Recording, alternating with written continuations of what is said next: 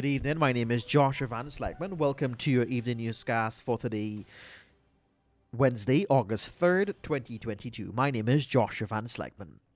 Tuesday, August 2nd, 2022 commemorated the President Mohammed Irfan Ali-led government's second year in office, and according to Article 13, a civil society body, there is nothing to celebrate because it has done anything to advance and represent the interests of the Guyanese people. Article 13 noted that one of the ways that the government has failed the country is by not making a new legislation to regulate Guyana's oil sector. Not only has Ali and his government failed to update Guyana's outdated petroleum laws for the protection of the country's oil resources, but according to Article 13, it has also peddled on its manifesto promise to revisit the lopsided contract for the lucrative Stabroek block currently being operated by the American company ExxonMobil.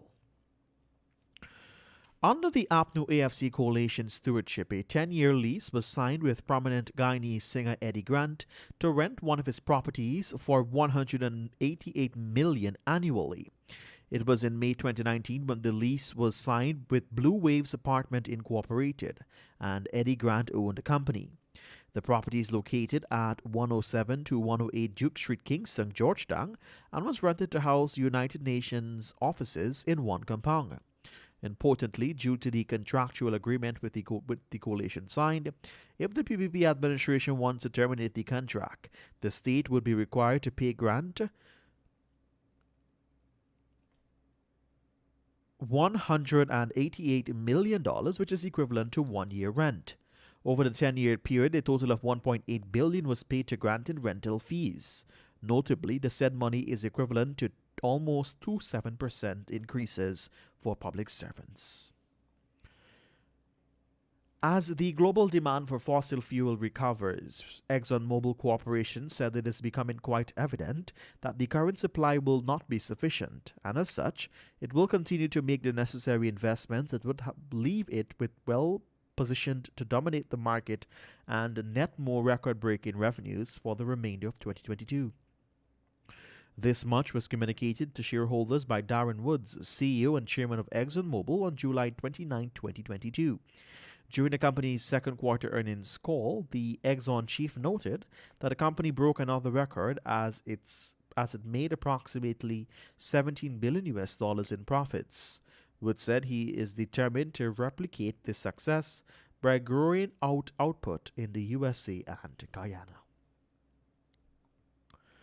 Following an invitation for bids to construct a new administrative office at the Cheddi Jagan International Airport, 8 contractors have applied to execute the project. The Ministry of Public Works project, which opened on Tuesday at the Empetab office, is estimated to cost $906.7 million. Out of the 8 contractors, 5 bids between $833 million and $900 million, another bid $964 million, and 2 entered bids just over $1 billion for the project.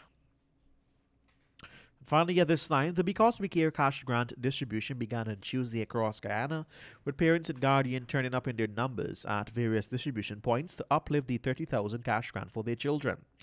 The distribution exercise was officially launched by Minister of Education Priya Manik Chan at the Bell West Primary School in Region 3, and according to the Ministry of Release, Minister Manik Chan explained to the parents, teachers, and students that there are no other criteria to receive the grant other than having the child's name on the register. With that, we've come to the end of your evening newscast for today, Wednesday, August 3rd. I am Joshua Van Slegman. Thank you for joining us.